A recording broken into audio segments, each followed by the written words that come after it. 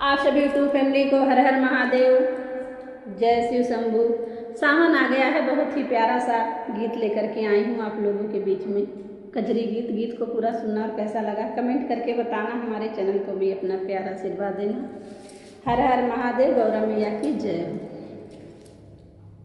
टूट ही खटियावा पे सुतली गौरा रानी, बगल सुताया महादेव नाय। टूट ही खटियावा पे सुतली गौरा रानी, बगल सुताया महादेव नाय। हटी सुता सुना है